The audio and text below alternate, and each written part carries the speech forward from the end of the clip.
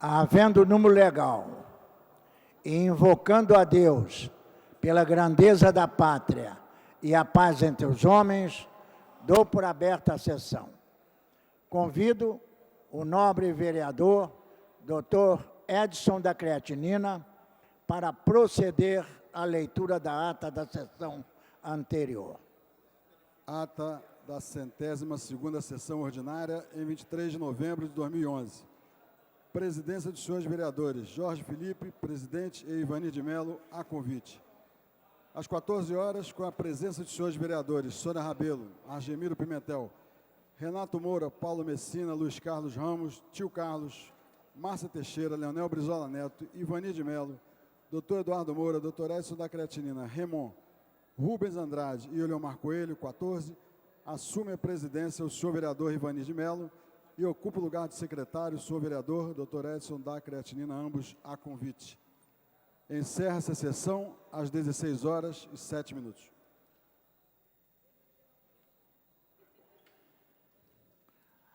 Aprovada a ata, passa-se ao grande expediente. O primeiro orador inscrito é o nobre vereador Paulo Pinheiro, que dispõe de 10 minutos. Senhor presidente, vereador Ivanir de Mello, vereadores presentes, vereadora pastora Márcia, vereador Eduardo Moura, vereadora Sônia Rabelo e vereador Edson da Creatinina. Eu queria ocupar hoje o plenário para falar sobre um assunto que deve ser importante. Eu acho que esse assunto é importante, porque se não fosse importante, ele não estaria hoje em todos os jornais da cidade, Jornal o Globo, Jornal Extra, não estaria ontem na televisão e hoje na televisão, no RJTV, não estaria nas páginas do jornal Folha Dirigida, que são diversas críticas, diversos problemas que estão acontecendo na área de saúde do município do Rio de Janeiro. Apesar do prefeito Eduardo Paes ter dito, numa entrevista concedida há alguns dias atrás, na rádio CBN, no programa da jornalista Lúcia Hipólito, ele ter dito que a saúde do Rio de Janeiro vai muito bem, eu me lembro que as autoridades, às vezes, quando falam algumas coisas, é pior do que quando estavam caladas. O ex-presidente Lula comparou num certo momento que o SUS do Brasil era um dos sistemas mais avançados do mundo e que a saúde brasileira era quase perfeita. Lastimavelmente, ele mesmo entendeu, quando precisou dos serviços de saúde, que ele não poderia utilizar os serviços públicos de saúde, senão não teria feito o diagnóstico, a qualidade do diagnóstico que foi feito no presidente da República. Sem nenhum tipo de demagogia, de achar que a autoridade deve usar o serviço público, não é isso que eu quero falar. O presidente Lula, como qualquer outro cidadão comum, tem direito de utilizar o que ele acha que melhor trará resultados para o seu tratamento, mas nós não podemos mentir. Há uma crise na saúde do Rio de Janeiro, que não é de agora, só não pode acontecer é que a autoridade principal, como é o caso do prefeito, ou do secretário de saúde, tentar achar que nós todos somos idiotas. Vejam quantos problemas estão acontecendo. É que a opinião pública, a televisão, rádio, jornais, se dedicam a outros assuntos. Quando eles viram as suas lentes para a saúde, não precisa ir muito longe. A matéria que o RJTV começou a publicar ontem, começou a divulgar ontem pela televisão, que é uma avaliação da rede de saúde do Rio de Janeiro, municipal, estadual e da região metropolitana do Rio de Janeiro, o primeiro dia já foi algo bastante estranho. Se tratava da atenção básica, e ali se viu o secretário municipal de saúde tentando fazer uma propaganda desesperada das clínicas da família. Ora, ninguém vai atacar a clínica da família é um tipo de obra interessantíssima. Como obra, é uma obra muito interessante, moderna, instalações bastante importantes. Ela vem ao encontro de uma necessidade da população do Rio de Janeiro, é verdade, vem ao encontro da melhoria da atenção básica. O sistema anterior com os postos de saúde tem problemas, foram mostrados ontem. Quem viu a reportagem viu o que estava acontecendo na madrugada na porta do Centro Municipal de Saúde Belisário Pena, em Campo Grande. Claro que é preciso remontar tudo isso. Agora, não querer dizer que mesmo assim existem problemas, não querer dizer que 20% das 600 equipes de saúde da família não tem médico, querer dizer e nos enganar, por exemplo, como disse o prefeito comparou o atendimento dos filhos dele ao atendimento da clínica da família. Só é engraçado que ele não leva os filhos dele na clínica da família. Ele disse que o filho dele, os filhos quando têm problemas, a mulher dele vai ao pediatra do plano de saúde. E que a população precisava entender que o pediatra do plano de saúde, para quem não tem plano de saúde, é a clínica da família. Não é verdade. A clínica da família não tem pediatra, não tem clínica. A clínica da família tem o atendimento da prevenção. Tem o chamado médico de família, que a maioria não é médico de família, nada, mas teoricamente exerce a função preventiva da maior importância. Tem os agentes comunitários de saúde da maior importância. Agora, não dá para tentar dizer algo que não é verdade. Isto que é verdade, é claro. Quando você dizer que os primeiros resultados já aparecem, que já temos menos internação nos hospitais, pelo amor de Deus, o que está sendo mostrado dos problemas do Hospital Souza Aguiar, eu tive na semana passada, dei uma entrevista pelo rádio, estive no Hospital Souza Aguiar e vi com os meus próprios olhos como é que está a emergência do Souza Aguiar. Não é culpa do diretor, que acabou de ser exonerado hoje. Não é culpa do diretor, ele não tem culpa alguma do que está ali. Existe ali um local onde cabem 14 a 18 pessoas, tem 42, que é a mesma coisa que tem no Salgado Filho, que é a mesma coisa que tem no Miguel Couto, que é a mesma coisa que tem no Lourenço Jorge. O problema é que ele não tem esse sim é um problema. 4 dias da semana não tem plantonista de cirurgia vascular. O que acontece? Os mais de 60 pacientes de cirurgia vascular ficam sem medicação. E aqueles que são médicos devem entender o que é um sujeito diabético e com uma tromboflebite, com uma lesão grave vascular, sem receber a medicação prescrita por 8 dias. Vocês podem imaginar o que acontece. Aí é um problema sério. Por que não tem médicos dessa especialidade lá? Por que não tem clínicos no outro hospital? Porque a política de recursos humanos é equivocada. Então, esse é um fato. Tem o Souza Aguiar com esses problemas, tem o Lourenço Jorge, que é um fato realmente lamentável. Não é possível, veja a explicação dada, é um paciente, evadiu-se do hospital, fugiu do hospital e morreu ao lado do hospital. Bom, fugir do hospital, a gente sabe que pode acontecer. Às vezes você tem um problema de doença mental, muito bem. O hospital paga caro pela segurança, não é barato. Se vocês forem ver das empresas de segurança, e há uma tranquilidade muito grande, os governos todos gostam muito de terceirizar esse serviço, segurança, limpeza, comida, eles adoram terceirizar isso. É caro o serviço terceirizado de segurança. O que disse o Serviço de Segurança do Hospital Lourenço Jorge? Nós fomos contratados apenas para dar conta do patrimônio da instituição, do resto não. Ou seja, o cidadão que morreu fugiu do hospital de uma maneira, deve ter sido uma maneira muito diferenciada. Ele fugiu com um equipo de soro no braço, com uma máscara de oxigênio e com eletrodos no coração. Quer dizer, ninguém podia notar e com roupa do hospital. Aí o que aconteceu? Ele saiu, era um paciente terminal, um paciente que provavelmente iria morrer com câncer, mas nós não temos o direito de matá-lo ou deixá-lo morrer dessa maneira, na calçada da Avenida das Américas, cheio de equipamento. Inclusive, eu já mandei até uma documentação para a Secretaria de Saúde, estou mandando hoje, que se a segurança diz que ela só está preocupada com os bens materiais, ela acabou de falhar, porque o paciente fugiu, provavelmente roubando bens materiais. A máscara de oxigênio, o eletrodo que ele fugiu e a roupa do hospital são bens do hospital que não poderiam ser furtados, foram furtados pelo paciente. Ele morreu furtando o material do hospital. Vejam que coisa, porque a segurança disse que só podia tomar conta dos bens materiais. Então, senhores, essa é uma série de fatos que nos preocupa. É exatamente a resposta que o órgão público tem dado a isso. A resposta que o órgão público tem dado a isso.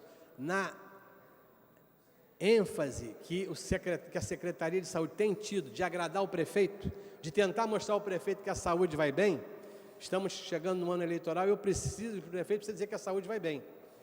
Agora, o que não pode é não falar a verdade sobre o que está acontecendo. E esse é o último fato que eu queria pedir ao presidente um pouquinho de atenção. Nós lemos aqui na semana passada uma entrevista e pedimos a publicação no Diário Oficial de uma entrevista que nós fizemos ao jornal Folha Dirigida sobre a questão das organizações sociais. Mostramos lá que depois de recebermos os primeiros resultados de uma inspeção especial que pedimos ao Tribunal de Contas sobre as organizações sociais que trabalham para a Prefeitura, que trabalham tanto na área da atenção primária, atenção básica, quanto na área hospitalar, começamos a receber, e nas UPAs, começamos a receber resultados preocupantes, que mostrando, por exemplo, que a Prefeitura, na UPA de Padre Miguel, no Vila Kennedy, na UPA de Vila Kennedy, estava comprando medicamentos 168% mais caros do que a Prefeitura comprava. Depois falei sobre a quantidade de médicos terceirizados nos hospitais Souza Guiar, Miguel Couto e Salgado Filho, que chegava a 36% em 2 deles. Eu dei essa entrevista, o jornal procurou a secretaria, como é de direito, para ela responder. E a secretaria disse que o vereador estava equivocado. A secretaria disse que o relatório que eu divulguei não era o relatório correto e que, inclusive, o Tribunal de Contas tinha feito elogios ao trabalho das organizações sociais, dizendo que realmente estava se gastando menos com as organizações sociais. E, na edição de hoje, que eu estou solicitando que essa matéria seja publicada e peço autorização ao presidente, que ela seja publicada no Diário Oficial, o Tribunal de Contas nega aquilo que desmente a Secretaria. O Tribunal desmente a informação da Secretaria de Saúde sobre a qualidade das OS. O Tribunal nega a avaliação positiva que teria dado às OS. Ou seja, este aqui não é a minha palavra, que provavelmente a Secretaria não acreditou e achou que eu estava mentindo. Achou que eu vim aqui fazer oposição irresponsável. Eu queria comunicar mais uma vez à Secretaria que quando eu falo alguma coisa aqui, eu falo baseado em alguma coisa que eu recebi. Eu tenho anos de vida pública e se uma coisa que até hoje eu não fui acusado e realmente não fiz, foi qualquer tipo de leviandade. Então, querer dizer que eu vim para cá e mentir, que os dados que eu falei eram dados incorretos, que a Secretaria já tinha tudo aprovado no Tribunal de Contas, está aqui o documento do Tribunal de Contas. O Tribunal de Contas responde oficialmente ao jornal, mostrando que tudo que foi falado aqui é verdade e que aquilo que foi apresentado pela Secretaria não corresponde à realidade que o Tribunal colocou na sua inspeção. Então, eu gostaria que isso ficasse inserido e dizer finalmente, senhor presidente, que eu estou muito preocupado com o desespero de algumas autoridades em defender o prefeito. O prefeito não tem culpa de nada disso aqui. Agora, as autoridades vão entender que elas são passíveis de fiscalização por parte dessa casa e que é importante que nós possamos fiscalizar aquilo que nós falamos. Todas as vezes que eu me coloco aqui de público, sou gravado, e quando erro, quando por algum motivo me expresso mal, eu não tenho vergonha, como já fiz aqui na própria audiência na frente do secretário, que teria dito, ele teria sido avisado que eu teria o chamado de mentiroso, e eu aqui me equivoquei, não era ele que eu chamava de mentiroso, provavelmente me expressei mal, eu falava que quem não estava falando com a verdade era o outro secretário, não ele, era o do outro poder, não do municipal. E eu publicamente falei com ele que se isso foi entendido dessa maneira, eu lhe pedi desculpas por ter me equivocado ou falado de uma maneira não muito clara. Mas agora gostaria de obter as mesmas desculpas e humildade da Secretaria, porque ela dá uma declaração à imprensa, e não para mim, não para essa casa, dizendo que as minhas avaliações não eram verdadeiras e que o Tribunal de Contas tinha dito coisas diferentes do que eu falei. Não falou não, Secretaria.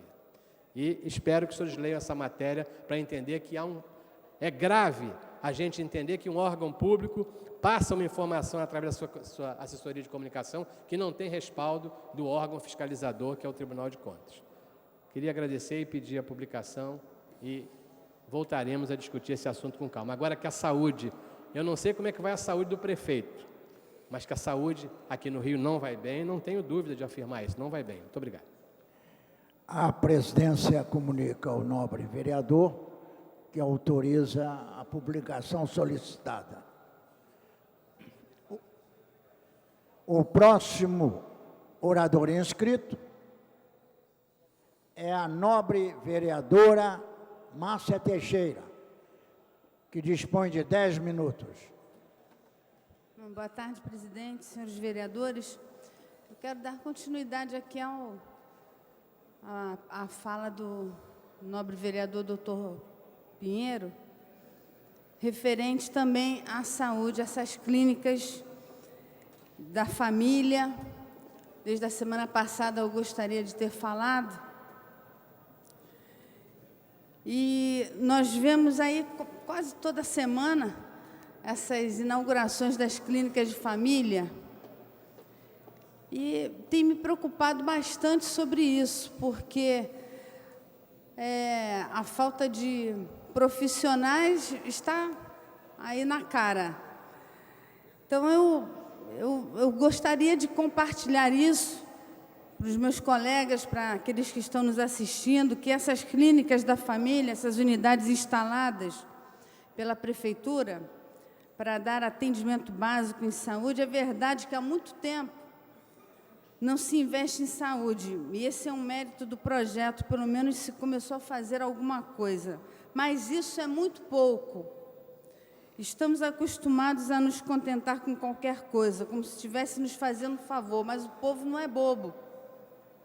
Sabemos que em muitas unidades faltam médicos e muitas pessoas ficam horas na fila sem receber atendimento. E o que está acontecendo é que os enfermeiros estão fazendo a parte dos médicos. Além disso, são as OS, são as responsáveis por todo o processo de implantação das clínicas. E as OS vêm sendo regularmente objeto de investigação por parte da Comissão de Saúde dessa casa. A Prefeitura não vem acompanhando os gastos dessas entidades com atenção. E por isso que o nosso prefeito vem falando que a saúde vai muito bem, né, do Rio. Basta ver as irregularidades verificadas pelo Tribunal de Contas do município em relação à organização social Viva a Comunidade, que me chamou a atenção. Essa OS gastou dinheiro público para reformar 2 andares da sede da ONG Rio, aqui na Glória. E uma inspeção do Tribunal de Contas do município encontrou notas fiscais que comprovam despesas de mais de R$140 mil. Isso é de causar muita estranheza. O que uma reforma na ONG Viva Rio pode ajudar para a saúde? Eu não consigo ver nenhum benefício. Então, nós temos que exigir bons serviços para a população e que sejam bem feitos, com lisura. Isso é ser republicano. Não precisamos de clínicas de fachada. Precisamos de serviços melhores. É preciso fazer bem feito. E as pessoas estão aí vendo isso. Não adianta enganar o povo, a população, com essas clínicas da família. As pessoas merecem ser bem atendidas. E quem não gosta de ser bem tratado? O povo, como já falei, não é bobo. As pessoas percebem muito bem quem ajuda e quem tenta enganar. Também não adianta aportar recursos apenas nas clínicas de família e deixar a rede hospitalar do município. O atendimento básico é importante, sim, mas para desafogar os hospitais. Mas há pessoas que precisam de tratamentos sérios. E esses tratamentos, só os hospitais com equipamentos e equipes especializadas são capazes de realizar. E o que nós temos visto também, os hospitais municipais, com falta de recursos, falta de estrutura. É preciso aproveitar melhor os profissionais de saúde e gerenciar com honestidade os recursos. O que está faltando, sabe, presidente, o que está fora de moda é isso, a honestidade. Não aceita a ideia de fazer as coisas de qualquer jeito, tem que fazer bem feito. E, além dos hospitais municipais, em breve serão vistoriados por uma comissão, por mim, presidida, para fiscalizar a qualidade da alimentação. Não quero fazer estardalhaço ou atuações midiáticas. O que eu quero é uma oposição madura, construtiva. E é assim que o Parlamento também pode atuar para a melhoria dos serviços prestados pelo Executivo, com fiscalizações, proposições e cobranças. Ainda gostaria de falar sobre educação. Ainda semana passada eu estive num programa de televisão, participei de um programa com psicólogos, com pedagogos, e falando sobre a educação infantil. E foi muito interessante, porque realmente todos nós já estamos cansados de saber que a educação precisa melhorar e muito. As nossas crianças estão, especialmente aquelas que estudam em escolas públicas, estão sem referencial. De um lado, pais que não atuam diretamente na educação de seus filhos, deixando essa responsabilidade a cargo dos professores, e é preciso fazer esse intercâmbio de pais com os professores. E, do outro lado, temos professores sobrecarregados que mal têm tempo e estímulo para cumprir com as aulas do currículo formal de disciplinas. Claro que o professor tem papel importante, mas os pais têm que atuar também diretamente na educação de uma criança, porque a personalidade da criança é construída em casa, vem de berço. E só que uma educadora, enquanto fazíamos o programa de televisão, com pedagogos, com psicólogos, nós recebemos uma mensagem de uma educadora, muito interessante, que eu queria que vocês ouvissem. E essa educadora, que se chama Patrícia Gadioli, ela, no Facebook, ela estava mandando uma mensagem, na hora desse programa, ela citava: estão entregando aos professores a educação dos filhos, estão transferindo responsabilidades para o profissional que já está tão explorado. E palavras dela ainda: estamos nos espantando com tamanha violência, falta de amor, e esquecemos que amor, educação, respeito e tolerância são valores que devem ser passados dentro de casa.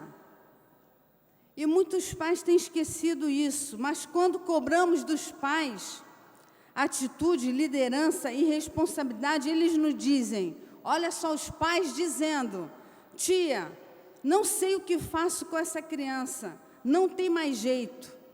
Esse é o futuro do Brasil? Estamos vivendo uma nova síndrome, a síndrome da falta de limites, diz essa educadora. Olha que estado nós chegamos, a que ponto nós chegamos. Então, além de escolas que deixam a desejar, temos pais também que deixam a desejar. É necessário esse intercâmbio de pais e com os professores, chegando junto na educação das crianças. Então, acho que todos nós precisamos fazer uma autocrítica e, além de apenas criticar, o que estamos fazendo com as nossas crianças. E com esse questionamento, eu me despeço aqui e deixando essa minha manifestação, essa minha palavra, essa minha indignação em relação à saúde. Não sou médica, mas sou uma vereadora, fui eleita pelo povo, pelo cidadão que está morrendo na saúde, morrendo na educação, morrendo em todas as áreas. E o prefeito dizendo que a saúde está muito bem. Boa tarde a todos. O próximo orador inscrito é o nobre vereador, doutor Edson da Creatinina, que dispõe de 10 minutos.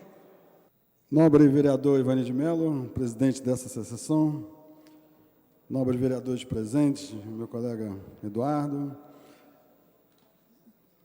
público nas galerias, assessores, presentes e ouvintes dos gabinetes. Antes de começar a falar o assunto do dia, sempre tem um assunto para relatar, eu quero corroborar as palavras do meu colega que me antecedeu, o Dr. Paulo Pinheiro, a respeito dos postos de saúde de família. Foram 56 postos inaugurados até agora. E toda vez que eu recebo no meu e-mail o convite para a inauguração de mais um posto de saúde de família, eu sei exatamente, eu fui em alguns, o que eu vou encontrar. Um posto muito bem montado, pessoas sorridentes, alguns canapés, sucos de laranja, Coca-Cola, um mapa do atendimento daquela população. Mas depois é o grande problema. Existem médicos competentes e com experiência para tratar das pessoas naqueles postos de saúde de família? Eu garanto a vocês que não. Eu não estou diariamente nos 56 postos.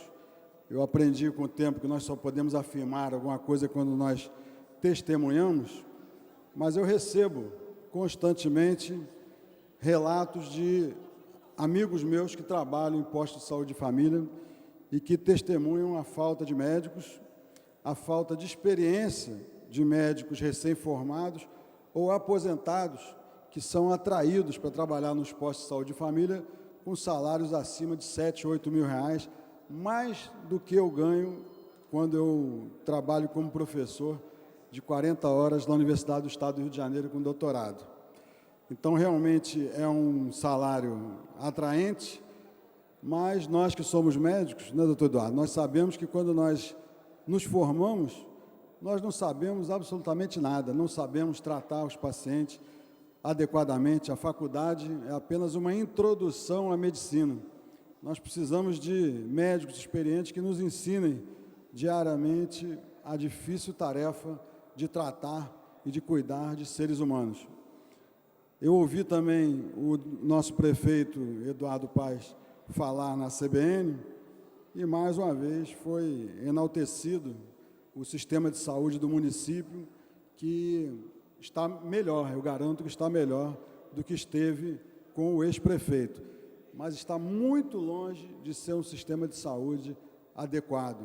E isso, do nosso dia a dia, eu que tenho recebido diversos pedidos, assim como os outros médicos, amigos nossos, diversos pedidos de exames, internações, né, de remédios, tratamentos, de tudo aquilo que um paciente precisa no hospital municipal, está faltando. Hoje, aqui na frente, existe mais um conjunto, né, de barracas do município, oferecendo uma série de informações sobre diversas doenças. Isso é de se enaltecer, mas eu passei e vi que, mais uma vez, falta e continua faltando sempre a orientação para as doenças renais, que atingem 12 milhões de pessoas no Brasil. 12 milhões de pessoas andam pelas ruas sem saber que tem algum grau de doença renal. Falando o que me traz aqui hoje, além do que eu já relatei, eu já havia me dirigido aqui aos nobres colegas vereadores, alguns meses atrás, para citar um bom exemplo de cidadania que serve muito bem para toda a cidade. Moradores do bairro do Cosme Velho, na zona sul do Rio de Janeiro, organizados em um grupo de trabalho formalizado pela Prefeitura, com o aporte de notáveis interlocutores, como o economista Carlos Lessa, o subsecretário de Patrimônio Cultural e Intervenção Urbana da Prefeitura, Washington Fajardo, e o arquiteto Sérgio Magalhães, formularam um projeto da Prefeitura apresentado na última sexta-feira no Colégio São Vicente de Paulo, sala multiuso, visando solucionar os problemas desse bairro com cerca de 7 mil moradores. Aqui, mais uma vez, confirmando ou ratificando aquilo que eu sempre falo, que eu não estou aqui apenas para criticar o governo, eu fiquei extremamente satisfeito em ver a Washington Fajardo, democraticamente, numa sala, no auditório do Hospital São Vicente de Paula, apresentar o projeto de melhora da urbanização do bairro, ouvir cada uma das pessoas que estavam presentes com as suas reivindicações Isso que é um fato para mim, que tenho 57 anos e vivi na época da ditadura, em que nós não tínhamos nenhuma condição de expor as nossas mazelas ou aquilo que nos incomodava. Eu vi um subsecretário do governo dividir a opinião do governo com a opinião dos moradores. Além das questões de ordenação urbana, presentes em outras áreas da cidade, soma-se no Cosme Velho a destinação de casarões históricos abandonados, o cuidado com as árvores e com a urgente administração do impacto do turismo, pois o fato incomum é que esse bairro tem acesso a um dos mais importantes monumentos do Rio, do país e do mundo, o Cristo Redentor, de braços abertos para os nossos visitantes e turistas. No trecho da Bica da Rainha, até o Largo do Boticário, existe emergência em dar tratamento digno aos visitantes e turistas, que hoje sofrem as consequências da desorganização e da falta de preparo do local em recebê-los. Essa situação vem há tempos afetando de forma insustentável a vida dos residentes e passantes do Cosme Velho. O acesso ao Cristo via trenzinho, por exemplo, leva no máximo 115 pessoas de cada vez, deixando turistas se equilibrando na pequena calçada da estação ou disputando espaço com carros e veículos no meio da rua, além das vans, táxis e outras qualidades de transporte alternativo que circulam em frente à famosa Igreja São Judas Tadeu. Há, nesse caso, uma movimentação forte de apenas um grupo. Existe uma página criada na rede social Facebook, bastante concorrida, e não se consegue sempre a adesão de um grande número de moradores, mas tem sido assim em todos os bairros da cidade. Uma parte participa efetivamente, discute, perde tempo precioso com projetos, busca ideias que muitas vezes beneficiam essa grande maioria que desconhece o que está sendo feito. Cabe a todos nós que representamos a sociedade valorizarmos o que estão fazendo, divulgarmos e tocarmos adiante esse belo processo democrático e participativo, como o do Cosme Velho, ora em curso. Então, queria ratificar um elogio ao Washington Fajardo, que participou dessa reunião de 7 da noite até às 11, durante 4 horas, e que se dispôs, a ouvir todos os moradores e levar essas reivindicações até a Secretaria para tentar a melhor urbanização do bairro do Cosme Velho. Boa tarde. O próximo orador inscrito é o nobre vereador, doutor Eduardo Moura, que dispõe de 10 minutos. Senhor presidente, senhores vereadores, vereadoras, assessores, funcionários da casa, imprensa, telespectadores da TV Câmara, companheiros que nos assistem nesse momento, eu gostaria de iniciar minha fala em cima de tudo que foi dito antes de eu ocupar essa tribuna, por todos os vereadores.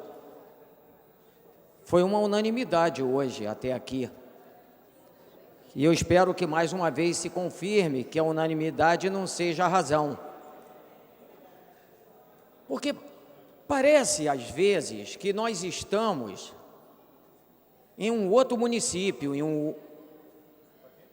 Quando eu me formei em medicina, em 1974, eu fui trabalhar no Hospital Estadual Carlos Chagas, em Marechal Hermes. Naquela época nós tínhamos Hospital Estadual Carlos Chagas, ali naquela 14ª, 15ª, 22ª e 25ª. Hospital Estadual Carlos Chagas, Centro Municipal de Saúde Augusto do Amaral Peixoto, em Guadalupe. Nós tínhamos o Centro Municipal de Saúde em Irajá. Nós tínhamos o PAN Coelho Neto. Nós tínhamos o Centro Municipal de Saúde Alberto Borghetti, centro de saúde que eu dirigi, foi o início das minhas atividades gerenciais. Tinha um hospital Getúlio Vargas, isso em 1974.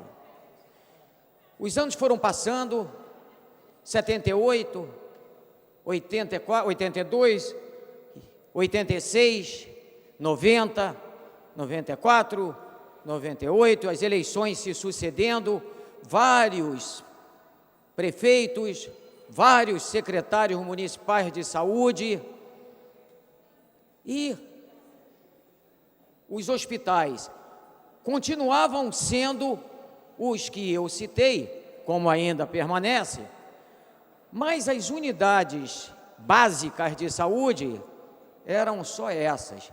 Isso de 74 até agora, 2004, 2008. Perdão, até 2008. De repente, nós que sempre fomos sanitaristas que somos, defensores da porta de entrada ser por uma unidade básica de saúde, nós vemos a construção de 56 unidades básicas de saúde. Será que isso já resolveu o problema da cidade no que tange à saúde? Lógico que não. E nesse ponto eu até concordo com alguns que me antecederam. Mas dizer também que não houve uma melhora é algo inimaginável. Não é possível que, na região onde eu trabalho, que agora tem a clínica da família de Acari, que não tinha, o hospital de Acari, que não tinha, que tem um posto com agentes de saúde no Amarelinho, outro na Fazenda Botafogo, outro no Jorge Turco. E eu não sei, talvez eu esteja com a visão um pouco turva, vendo aquelas pessoas todas trabalhando ali na região. E vai para cá e vai para lá e eles atendem. E quando eu faço algum tipo de trabalho pelo PAN Coelho Neto, ali naquelas regiões, seja no Amarelinho, seja no Acari, seja no Jorge Turco, seja na Pedreira, seja na Lagartixa, eu vejo essas pessoas trabalhando. Elas estão consolidando dados, elas estão orientando a imunização, elas estão ajudando na puericultura, elas estão incentivando o aleitamento materno. Elas estão diminuindo o número de pessoas que chegam nas emergências. Sim, negar isso é um absurdo. Vamos continuar criticando, mas não nos deixar levar por uma emoção que veja só um foco e fique guardado naquele foco e não veja qual seria a vantagem de nós termos 56 clínicas da família. Será que está muito bom, senhor presidente? Eu creio que não. Nós ainda temos problemas seríssimos.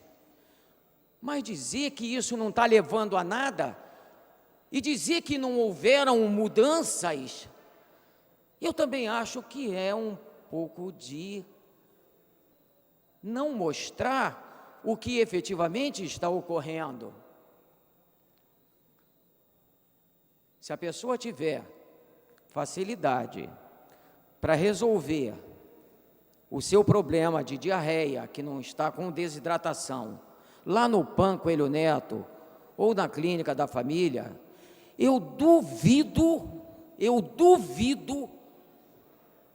podem ter certeza, que a pessoa se dirija para o Hospital Getúlio Vargas. Não, eu estou com uma diarreiazinha, evacuei 3 vezes hoje, então as fezes estão liquefeitas, mas eu não vou aqui na clínica da família aqui do lado não, ou eu não vou no postinho, que é lá um anexo do PAN Coelho Neto. Não, eu vou lá no Getúlio Vargas, vou pegar um ônibus, vou sair de Coelho Neto, vou pegar o Penha Pavuna, vou até a Penha para voltar, aí ele passa um reidratante, que é a mesma coisa que vai ser passado lá no PAN Coelho Neto, ou no posto avançado Dr. Mário Arco Verde, ou na clínica da família de Acari.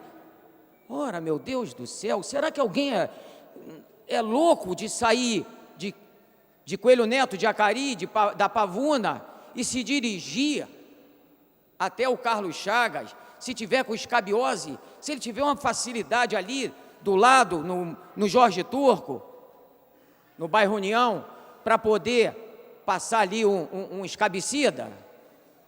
Será que alguém vai sair de Rocha Miranda e ir para o Souza Aguiar, se ele tiver facilidade para verificar a sua pressão arterial ali perto da sua casa? E essas coisas estão ocorrendo. E isso, consequentemente, está fazendo com que haja uma redução. Está havendo uma redução, sim, do número de pessoas que acorrem aos hospitais de urgência e emergência. Ou então eu não entendo mais nada de lógica. A lógica não é nada a lógica da política, a lógica da saúde, nada disso.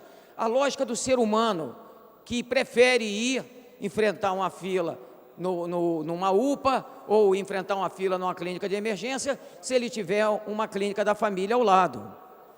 Não venham falar isso para mim, que aí é passar atestado para mim de quem não tem visão do que é real. Eu não aceito esse tipo de coisa.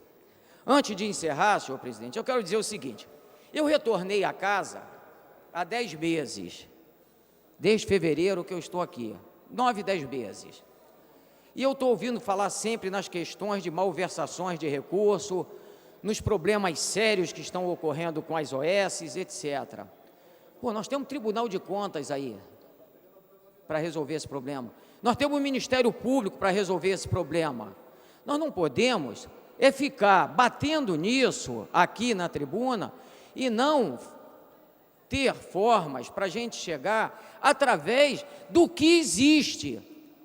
Porque não há necessidade, como o próprio presidente diz, o nosso presidente em exercício, nobre vereador Ivani, diz que não há necessidade de CPI para isso, não. Nós temos aí os órgãos competentes para ver se está havendo malversação de recursos, ou não existe.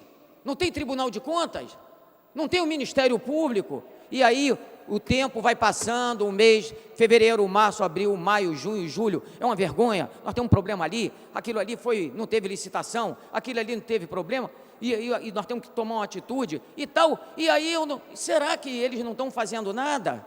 Porque indiretamente nós estamos acusando a esses órgãos, que são órgãos fiscalizadores, e que têm a obrigação de fazer isso, para resolver. Não estou tirando aqui a função do vereador, que é de fiscalizar, eu acho que está certo. Agora, eu não estou entendendo como não foi tomada nenhuma atitude que dê solução para todos esses problemas. Muito obrigado. O próximo orador inscrito é o nobre vereador Israel Atleta, que dispõe de 10 minutos. Boa tarde a todos, vereadores, vereadoras, nossos amigos visitantes, rapaziada que a gente já conhece que está em cima, boa tarde a todos vocês. O nosso boa tarde vai para a assessoria dos gabinetes e também para a imprensa, né? Desejando aquele abraço, aquele carinho no coração de toda a imprensa que dá aquele apoio a toda a Casa Legislativa, nossa Casa Legislativa aqui do Rio de Janeiro, que isso é muito importante. Bom, eu amanhã, possivelmente eu estarei viajando a Brasília, comunicando aos colegas, né? A gente não sabe se amanhã a gente vai ter votação ou não, mas desde já eu conto com o apoio de todos os vereadores. A gente deve ir a Brasília para alguma reunião do partido e estou informando a todos vocês. Eu quero falar também aqui sobre alguns assuntos muito importantes para nós. Principalmente eu fico observando aqui nossos amigos médicos, né? A dificuldade é muito grande hoje dentro do Rio de Janeiro, como a gente já ouviu falar, que hoje nós temos o maior carinho aí que as clínicas da família, né? Agora nós estamos precisando de médico, né? Mais médico, não é isso? Eu quero informar que eu tive domingo visitando uma clínica aqui no Rio Comprido, um colega meu, e não tem remédio. É um colega meu da clínica hospitalar, a Mediclin, na Rua do Bispo, 114. O paciente Pedro Antônio Leite de Almeida, que está sem o remédio. Olha só a dificuldade. Eu não estou querendo dizer que essa clínica tem um convênio com a prefeitura. Eu acredito que não. Porque se tivesse, com certeza, esse remédio já estaria lá, não é isso? Informamos também a todos vocês que as indicações correspondentes que cada vereador faz, eu acho que é porque ele é vereador do Rio de Janeiro, né? Então, a gente tem um carinho muito grande por todas as indicações, todas as medalhas, enfim, todos os apoiamentos que a gente assina aqui, a gente assina com o maior carinho. A todos os nossos colegas aqui da casa, eu acho que a gente está aqui como legislativo, a gente não está aqui realmente como poder executivo. Nós temos aqui uns trâmites do projeto do mototaxista que a gente quer regularizar como profissão. E em breve eu acredito que nossos colegas vão votar aqui com o Israel sobre esse projeto, que é um projeto que não é inconstitucional. Porque eu tenho certeza que quando o Poder Executivo lê esse projeto e pedir que a gente venha encaminhar esse projeto, a gente vai ver que é um projeto muito viável. Não só como os outros projetos também, que é aquele do 3,99, onde que 1 centavo entre milhões que a Prefeitura, o Poder Executivo deixa de arrecadar, enquanto você paga, e aquele dinheiro não vem ter retorno, nem para o Poder Executivo, muito menos aquele cliente que às vezes tem vergonha de pedir 1 centavo de troco. Então, acho que estão muitos projetos dentro dessa casa, que é muito interessante aos meus colegas, que a gente venha votar. E votar com o maior carinho. Então, agradeço a todos pelo apoio de cada vereador, a parceria que esses vereadores têm tido comigo aqui nessa casa, a recepção em cada lugar que eu chego, que eu encontro um colega vereador, a gente fica muito feliz. Quero agradecer o carinho, a atenção de todos. Muito obrigado, uma boa tarde. O próximo orador inscrito é o nobre vereador Tio Carlos, que dispõe de 10 minutos. Boa tarde, senhor presidente. Boa tarde a todos os companheiros, todos os presentes. E, de novo, aqui na minha sina, de estar reivindicando ao prefeito Eduardo Paes que realmente faça valer a sua caneta e consiga, pelo menos, atender os pleitos dos moradores de Rio das Pedras. Venho falando, estive numa reunião, na verdade, só não fui linchado, ou só não me massacraram lá, porque aquelas pessoas realmente são de bem. Senhor presidente, me apresentaram um jornal onde mostra a Veneza de Rio das Pedras, esgoto puro. Quer dizer, essa reportagem mostra a realidade daquela comunidade.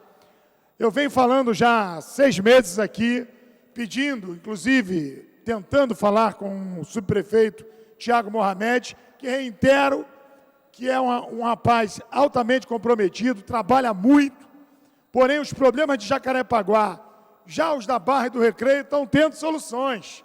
As obras estão ótimas, as coisas estão acontecendo, porém Jacarepaguá, especificamente Rio das Pedras e Gardênia Azul, está tudo adormecido, senhor presidente. E esse jornal, O Povo, fala a matéria colocando Veneza do esgoto, porque realmente é o que está acontecendo. Então aqui, com o presidente da Associação de Moradores lá, o senhor Fabrício, levantou uma série de problemas que eu venho falando, e infelizmente, parece que nada acontece. Eu até tomei a iniciativa de apresentar nas emendas, claro que ainda é muito pouco, porque os problemas lá são de uma ordem, numa grandeza realmente tremenda, senhor presidente. Eu estou propondo 325 mil de emendas para a gente pensar em tentar melhorar aquela rede de esgoto. Claro que tem que chamar a SEDAI, um órgão estadual, mas as pessoas não podem ficar ilhadas em suas casas sem poder botar o pé, porque o esgoto está tomando conta dessas casas. E isso parece que a gente fala e nada acontece. Também temos que ser justos no aspecto da Conlurb. Já acionei o representante da Conlurb, o senhor Sérgio, que é realmente muito comprometido. A população também precisa fazer a parte dela. E estou propondo que a Conlurb chame aquela população, que a gente faça uma campanha educativa, porque são 160 mil moradores. Isso é mais do que muitas cidades do nosso estado, e até muitas cidades do nosso Brasil. Os problemas não param só no esgoto. Todos nós sabemos que acaba repercutindo na saúde.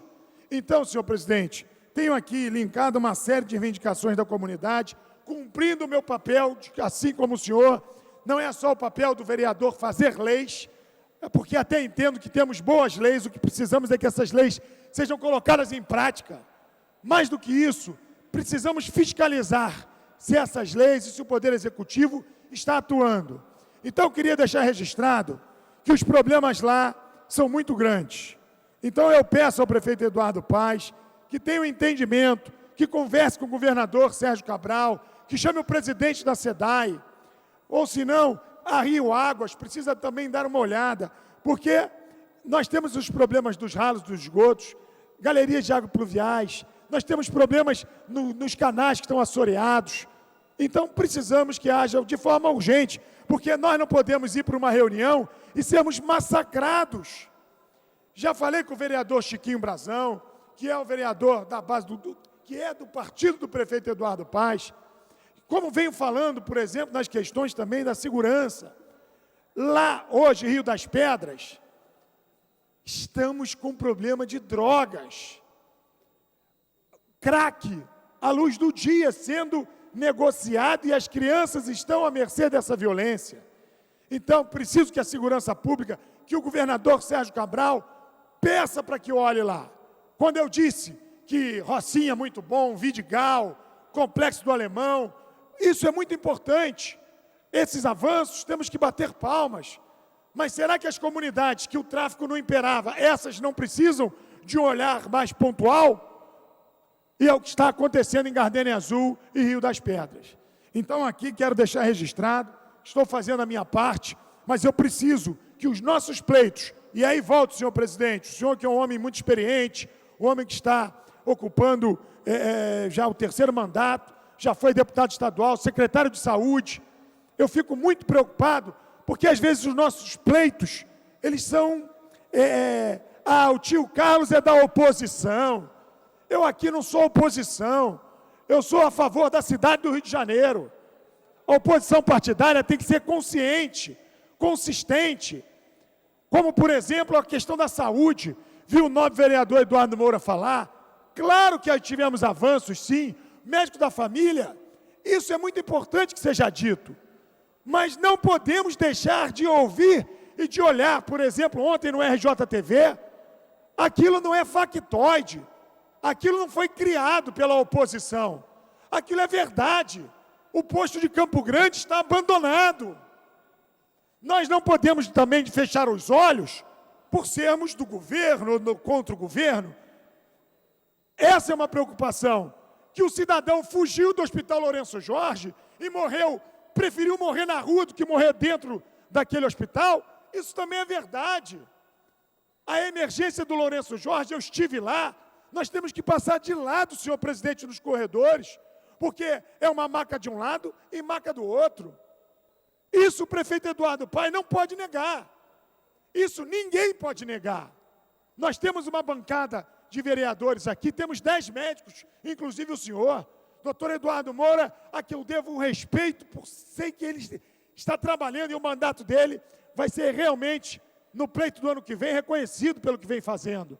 Mas nós não podemos deixar o prefeito Eduardo Paes dizer que a saúde está uma maravilha, isso é impossível ouvirmos e ficarmos calados. Então precisamos avançar, reconhecer os médicos da clínica de família, reconhecer as UPAs, ótimo, mas precisamos dizer que nas UPAs não tem pediatras. Precisamos cobrar. E não é torcer para que as coisas deem errado. Pelo menos, no meu caso, eu não sou daquele que torce para que tudo dê errado, porque aí é bom, eu vou ter palanque para falar. Não é assim que eu procedo. Então, senhor presidente, o meu tempo já está acabando, eu vou tornar a me reescrever, que eu queria citar o problema do transporte alternativo e queria falar também, de novo, de uma situação que nós estamos fechando os olhos, eu venho falando aqui várias vezes, já falei com outros vereadores, que é a questão dos guardas municipais de Jacarepaguá. 20 guardas municipais para ordenamento público, girando, e aí a gente excetua aí, no caso, o transporte, o trânsito, mas para ver ronda escolar, zelar pelo patrimônio público, ordenar aquele comércio, 20 guardas, é um absurdo. Temos aqui, ó, eles ainda, esses 20 guardas, senhor presidente, para Taquara, Freguesia, Tanque, Curicica. Então, isso nós precisamos dizer. Prefeito Eduardo Paes, o senhor conhece a região. O que está acontecendo? O que falta? Nós queríamos lá a unidade de ordem pública. Não se pode de uma hora para outra. Mas que pelo menos esse efetivo seja aumentado. Isso é fazer uma oposição consciente e consistente. Responsável, senhor presidente. Então, eu agradeço, sei que meu tempo acabou, tornarei a me reescrever. Muito obrigado. O próximo orador inscrito é a nobre vereadora Tânia Bastos, que dispõe de 10 minutos. Boa tarde, senhor presidente, senhoras e senhores vereadores que estão aqui nesta casa. Quero também saudar aqui os nossos trabalhadores que estão aqui na tribuna, meus cumprimentos. Eu quero aqui, senhor presidente, fazer apenas um registro, porque no dia 25 agora de novembro, nós comemoramos o Dia Internacional do Não Violência, né? Não Violência contra a Mulher. E eu vou explanar rapidamente aqui um texto que eu não posso deixar de falar e nem engolir nenhuma vírgula, porque eu quero que fique registrado aqui nos anais desta casa, que diz o seguinte: a data teve origem no primeiro encontro internacional feminista em 1980, quando foi proposta a referida homenagem a 3 irmãs, Pátria, Minerva e Maria Teresa, ativistas políticas brutalmente assassinadas nesse mesmo dia na República Dominicana. De lá para cá, infelizmente, as mulheres ainda continuam sofrendo com a violência e somente no Brasil, a cada 15 segundos, uma mulher é espancada. A cada 9 segundos, uma mulher é ofendida na conduta sexual. Também a cada 9 segundos, uma mulher é desmoralizada no trabalho doméstico ou remunerado. E as mulheres negras entre 16 a 24 anos têm 3 vezes mais chances de serem estupradas que as mulheres brancas. É verdade que a lei número 11.340 de 2006, a mais conhecida como a Lei Maria da Penha, se consolidou como instrumento fundamental para coibir a violência doméstica e punir com mais rigor os agressores. Ela foi reconhecida pelo Fundo de Desenvolvimento das Nações Unidas para a mulher como uma das 3 leis mais avançadas do mundo e conta com apoio popular. Mas precisamos de mais, muito mais. Precisamos que as autoridades apliquem a lei e investimentos do poder público. Desde o início do meu mandato, senhor presidente, eu venho aqui sempre falando da questão também de um Conselho Municipal de Direitos da Mulher. Aqui no município nós não temos, infelizmente, e eu quero aqui mais uma vez deixar um registro, um apelo ao prefeito Eduardo Paes, para que encaminhe a esta casa o projeto de lei, para que nós possamos aqui aprovar, que é muito importante na capital, nós temos um conselho.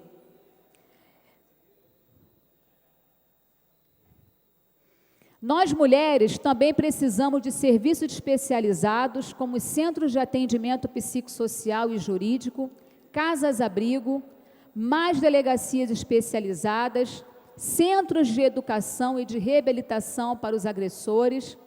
E essa estrutura precisa ser priorizada no orçamento e não pode ser desprezada, e por isso fica aqui o nosso apelo para o cumpra-se não somente a lei, mas uma política de gênero concreta e efetiva.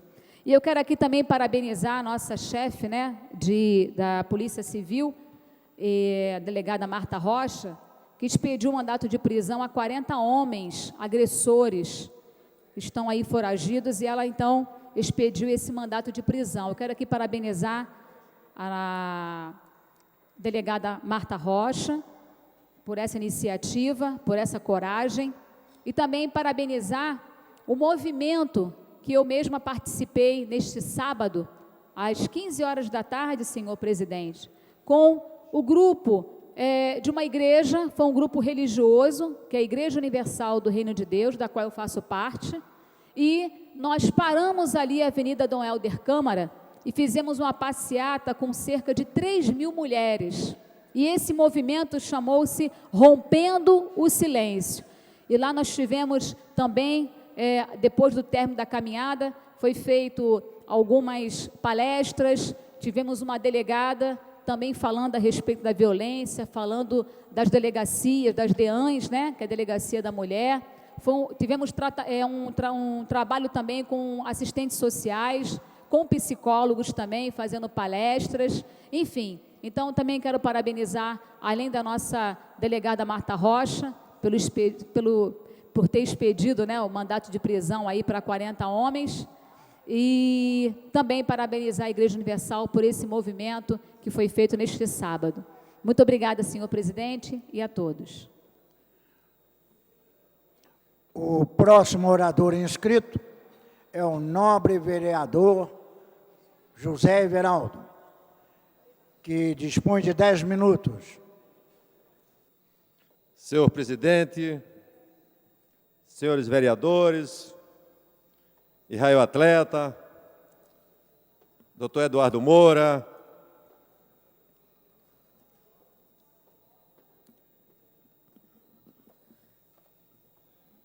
demais companheiros, companheiros do transporte alternativo, a minha saudação. É importante que vocês procurem, batam de gabinete em gabinete dos vereadores, para conversar, expor suas reivindicações e angústias, porque eu entendo que até já passou da hora da regulamentação da situação de vocês.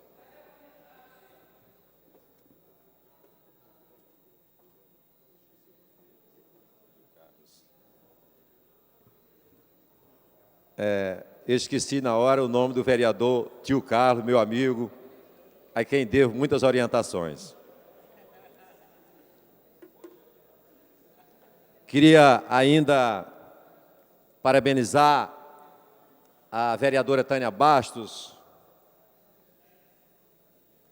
com relação aos seus pontos de vista com relação à mulher. Mas as mulheres sabem que a luta, as dificuldades são enormes. No passado, nem se contava as mulheres e as crianças. Elas não existiam oficialmente. E até um tempo, uma época não muito distante, no governo Getúlio Vargas, elas ainda não eram consideradas cidadãs, uma vez que não podiam entrar no serviço público e não podiam votar. E como o voto se caracteriza pelo exercício pleno da cidadania, ela não era considerada cidadã.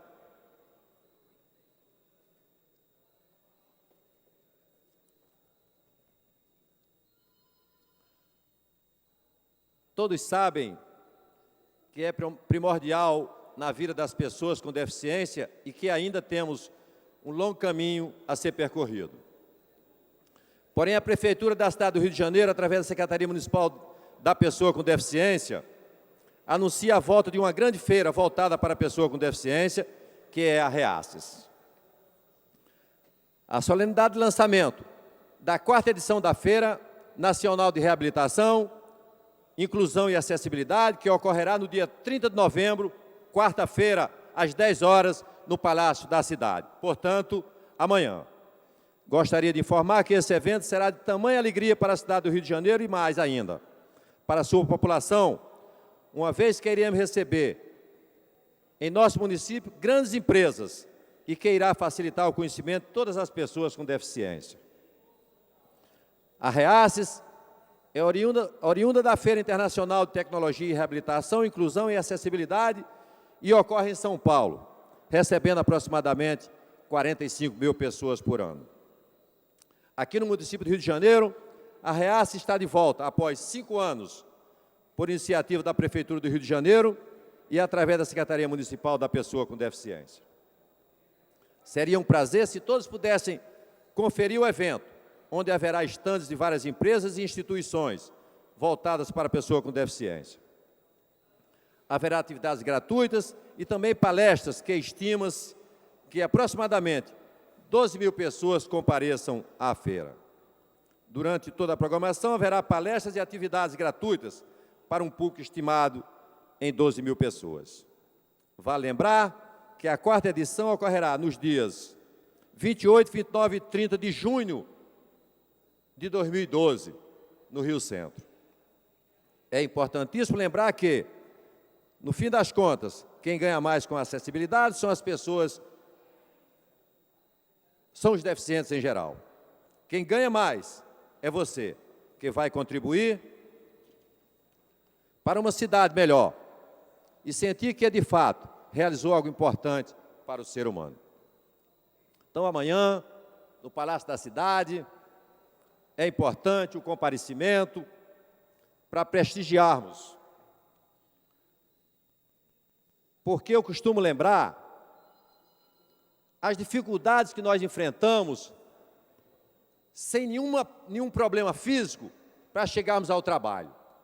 Imaginem alguém, por exemplo, cadeirante, a dificuldade terrível. Eu costumo falar,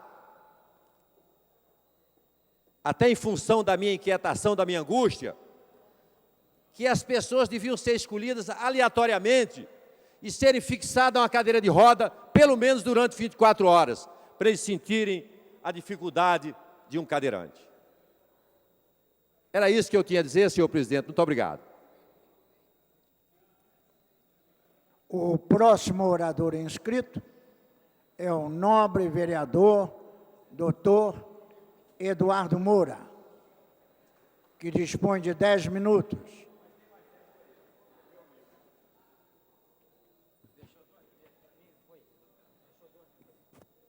Senhor presidente, senhores vereadores, vereadoras, funcionários da casa, assessores, nós gostaríamos de dizer a todos que sempre que ocorre uma possibilidade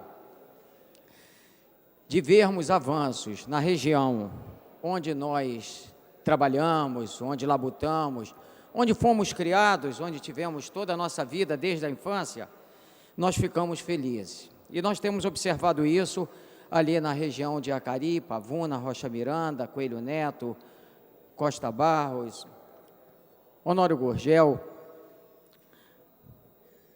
Vila Santa Teresa. Nós temos observado isso com uma frequência bastante grande, o quanto tem havido melhorias ali para aquela região. Não só na área da saúde, como eu já disse no meu discurso anterior, mas também na área do saneamento básico, na área da habitação, na área do entretenimento. Agora mesmo nós temos uma ATI que nós... Obrigado. Nós teremos uma ATI na Praça de Coelho Neto, que vai ser inaugurada proximamente. E ao saber que nós temos na Pavuna, né, um sítio arqueológico, nós ficamos muito felizes em poder fazer uma indicação para que esse local tenha algumas benfeitorias. A Pavuna, e esse sítio arqueológico se localiza na Pavuna, é um dos locais mais antigos da Zona Norte na cidade do Rio de Janeiro. Em um dos primeiros mapas Baía de Guanabara, o cronista Jean Delery, lá registrou aldeias dos índios tupis aliados aos franceses calvinistas, comandados por Nicolau Durand de Villegagnon. Dentre as numerosas ocaras, alinhadas na sua margem direita, uma, pelo menos, que correspondia de Upabuna, estaria localizada às margens do rio a que deu nome o Rio Pavuna. A coroa portuguesa estimulou o plantio de cana-de-açúcar no final do século XVI. Instalaram-se os primeiros engenhos de produção de açúcar, aproveitando as terras ainda descansadas de seu recôncavo. E com a cultura de cana vieram os escravos africanos. No momento, pesquisas arqueológicas resgatam, e esse foi o início da minha fala, resgatam um importante elemento para a reconstrução da sociedade escravista, a picota da fazenda de Nossa Senhora da Conceição. As fábricas de açúcar e aguardente prosperaram de tal forma que incentivou a criação da primeira freguesia fora do centro do Rio de Janeiro, a de Nossa Senhora da Representação de Irajá, em meados do século XVII. A crise provocada pela descoberta das minas ao findar dos anos 700, que tão duramente atingiu a cidade, também afetou a produção de açúcar na área pavunense. Os senhores de engenho conseguiram, no entanto, recuperar grande parte do prestígio e, no entanto, da produção durante o século seguinte, possibilitando até que o número de engenhos aumentasse. Mas a sedução exercida pelo plantio do café, aliado à insuficiência de capital acumulado para promover melhoria nas fábricas, contribuíram para que os antigos senhores do açúcar transformassem os engenhos em fazendas. Não foram poucos os esforços para dinamizar a produção cafeeira e revitalizar a prosperidade do passado. O traçado da estrada de ferro Dom Pedro II facilitou o escoamento das mercadorias. O mesmo se deu com a construção de um canal, retificando o traçado do Rio Pavuna, que também contribuiu para livrar a região do fantasma das febres, que despovoavam outras áreas do recôncavo, tal como a cidade de Piedade de Iguaçu, em plena decadência. Esta fora a última vila organizada em terras da cidade, cujo perímetro definitivo se estabelecer em 1833 com a criação do município neutro à corte imperial. A Pavuna ocupava antes as margens do rio de mesmo nome, cada uma delas pertencente a uma freguesia da cidade. Com a proliferação das moradias, acelerou-se o processo de fragmentação da malha urbana, vieram migrantes internos e externos, em sua maior parte de baixa renda, gerando um fluxo populacional desordenado. Face às oportunidades oferecidas pela cidade florescente. O contrastante convívio dos novos hábitos introduzidos pelos recém-chegados, com a tênue, mas resistente tradição local dos antigos habitantes, faz da história desse lugar e dessa gente, estigmatizados por parcelas da população carioca, um desafio instigante para a demonstração de como foram e são importantes para a memória e a história de nossa gente. A região administrativa que abrange, além da Pavuna, Coelho Neto, Acari, Costa Barros e Barros Filho, funciona na Avenida Sargento de Melícias, sem número, e nós gostaríamos de dizer que é nesse bairro que nós temos algo que deveria até ter sido referenciado no último dia 20 de novembro, quando se comemorava o Dia da Consciência Negra. Nós temos na Pavuna uma picota, chamada Picota da Pavuna. A região da Pavuna, por volta dos séculos 18 e 19, como eu disse, era permeada de engenhos e fazendas. E nas ruas Sargento Wilson Ramos com Herculano Pinheiro foi encontrado um tronco, que diziam os mais antigos, que se tratava de um tronco destinado a castigar escravos. Tronco este que resistiu ao tempo, graças aos cuidados descendentes dos escravos mortos neste tronco, pois acreditavam ser local sagrado. No dia 5 de abril de 2000, tomando conhecimento da existência do tronco, o Departamento Geral de Patrimônio Cultural do município do Rio de Janeiro e o Instituto do Patrimônio Histórico e Artístico Nacional, o IFAM, designou o professor doutor Ondemar Dias, arqueólogo e historiador, para dar início às pesquisas. Com as escavações atingido 1 metro de profundidade, foi encontrado o piso em cerâmica da Praça de Suplício, portanto, não se tratava somente de um tronco de castigo de uma fazenda comum, mas sim de uma picota, Praça de Suplício, local público onde as autoridades torturavam os negros e malfeitores usando vários instrumentos, inclusive o tronco. Os escravos, além de serem castigados nas fazendas de seus senhores, eram levados para receber também do poder público uma punição. Tudo nos leva a crer que centenas de negros padeceram neste tronco, já que ele servia a toda a região. E em 25 de junho de 2002, o então prefeito, através do Decreto-Lei 21.621, declara a reserva arqueológica a Fazenda Nossa Senhora da Conceição. É importante nós falarmos isso sobre o bairro da Pavuna, porque pouco se fala naquele local onde a história mostra que nós tivemos ali fazendas e engenhos onde, inclusive, Dom Pedro II se hospedou. Eu acho que está na hora de nós aumentarmos mais ainda o olhar do poder público, e eu estou fazendo uma indicação à Prefeitura para que sejam feitas melhorias nessa picota, porque tem um valor histórico e cultural que é tão negligenciado aqui na nossa região. Não tem nenhuma outra picota a não ser um local onde existe o mesmo tronco onde eram supliciados os escravos, que é no bairro de Del Castilho, que também precisa de melhorias e que eu também vou fazer uma indicação para que ocorra. Então, eu gostaria de fazer essa referência. Acho que nós devemos ter sempre um olhar amorável sobre o bairro da Pavuna, um local que tem uma população enorme e que nós precisamos ter o cuidado da população. Antes de encerrar, senhor presidente, eu queria dizer como presidente da Frente Parlamentar em Defesa dos Royalties do Petróleo e da Participação Especial, eu gostaria de dizer que nós agora estamos assistindo a mais um descalabro que vem correr junto com o vazamento de óleo que ocorreu na Bacia de Campos. Tem aqui no jornal Metro Rio, de hoje, na página 4, Polícia Federal prende em outra polêmica sobre vazamento.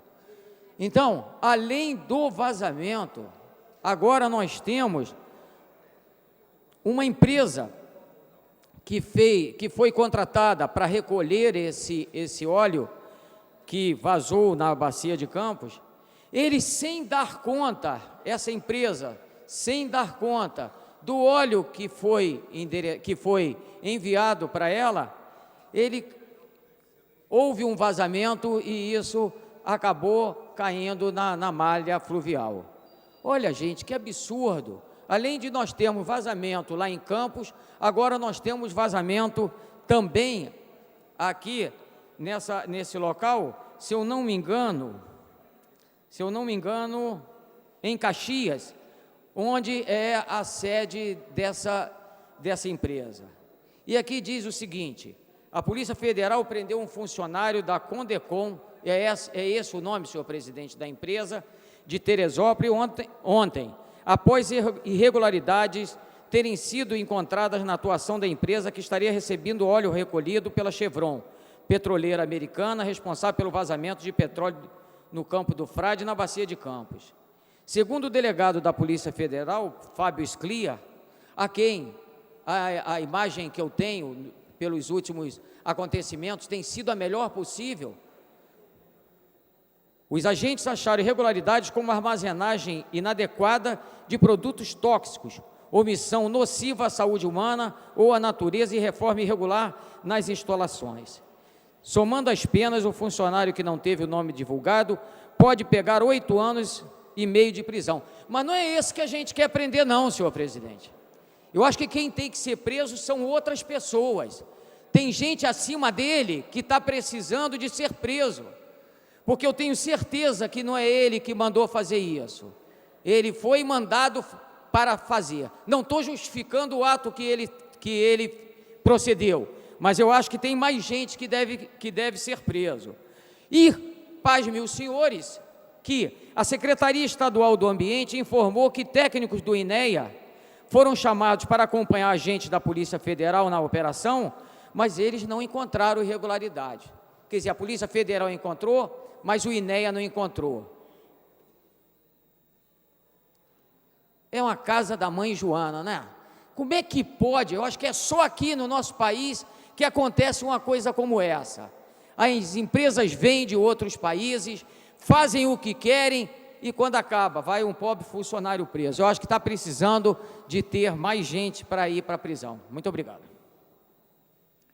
Não havendo mais orador inscrito, a presidência franqueia a palavra.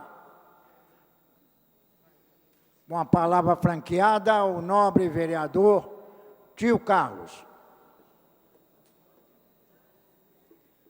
Senhor presidente, eu queria pedir autorização a Vossa Excelência, que pudesse publicar no diário a matéria que saiu no jornal falando exatamente que Rio das Pedras é a Veneza do Cocô.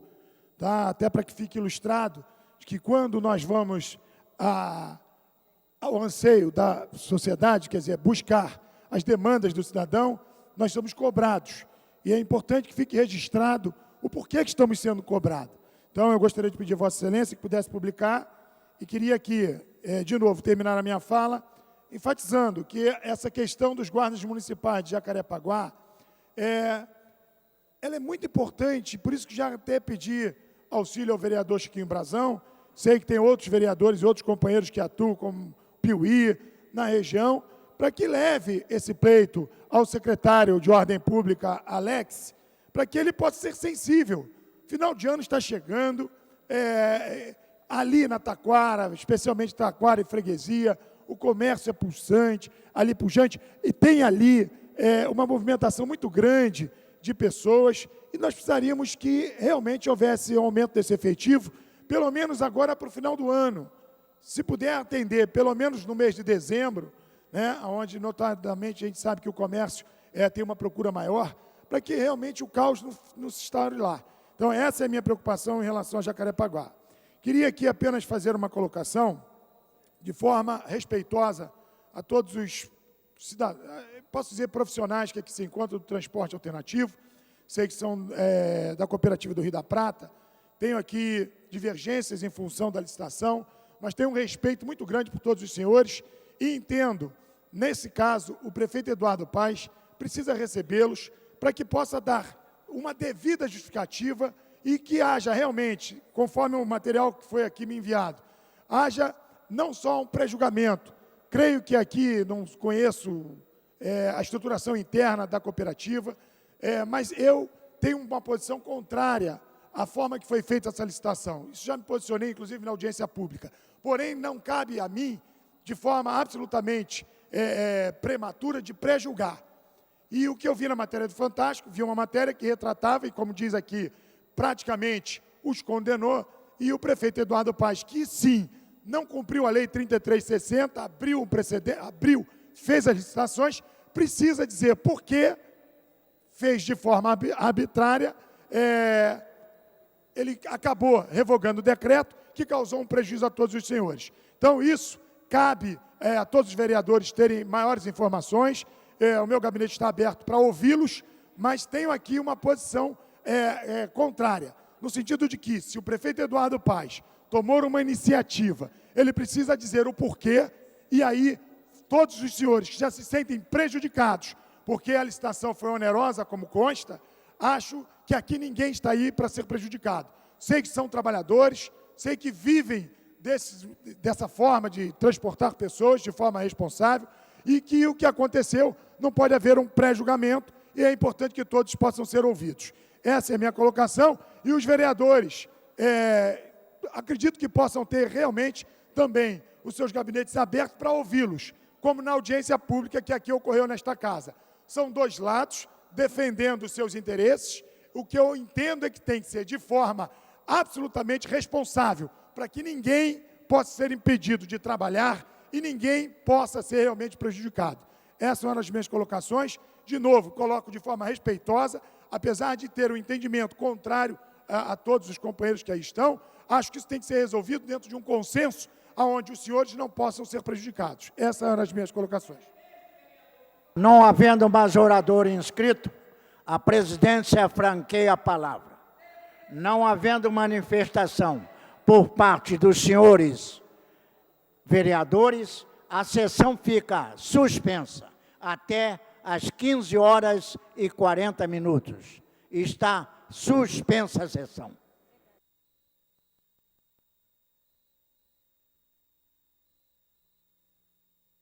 Está reaberta a sessão. Terminada a primeira parte do grande expediente, passa-se a segunda parte. Não havendo orador inscrito, a palavra fica franqueada. Não havendo quem se manifeste, a sessão fica suspensa até às 16h. Está suspensa a sessão. Está reaberta a sessão. Esgotado o tempo destinado ao grande expediente, passa ao prolongamento. Na mesa dará ciência das proposições recebidas. Requerimento número 1528, de autoria do vereador Dr. Eduardo Moura. Requer a mesa diretora na forma regimental a concessão do conjunto de medalhas de mérito Pedro Ernesto à doutora Vera Lúcia Mota Fonseca. Os vereadores concordam e permanecem como estão. Aprovado. Esgotada a matéria do prolongamento, passa-se à ordem do dia.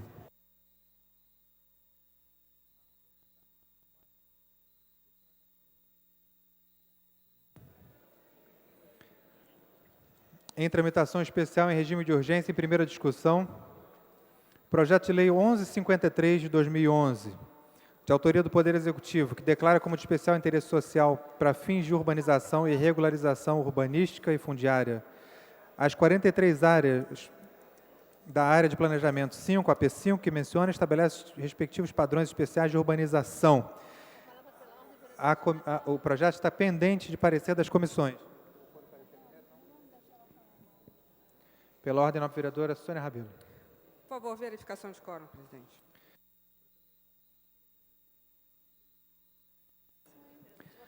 Solicitada a verificação de quórum pela vereadora Sônia Rabelo, solicito aos vereadores que registrem as suas presenças no painel. O painel está liberado.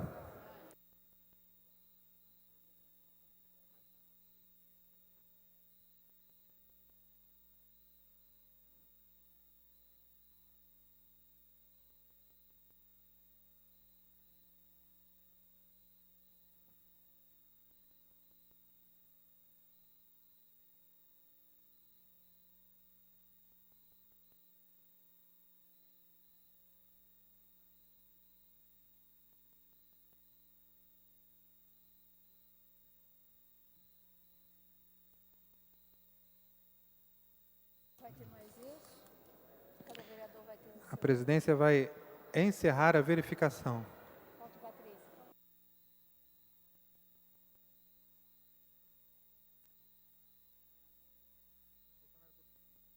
A presidência vai encerrar a verificação. Presentes, 12 senhores vereadores, não há quórum para deliberar, nem dar prosseguimento aos trabalhos. A presidência, antes de encerrar, lembra os senhores vereadores que haverá hoje solenidade às 18h30 no nome do vereador Carlinhos Mecânico para a entrega do conjunto de medalhas de mérito Pedro Ernesto a Bruno Ribeiro da Silva, intérprete da Unidos da Tijuca. E convoca a sessão ordinária para amanhã às 14h. Está encerrada a sessão.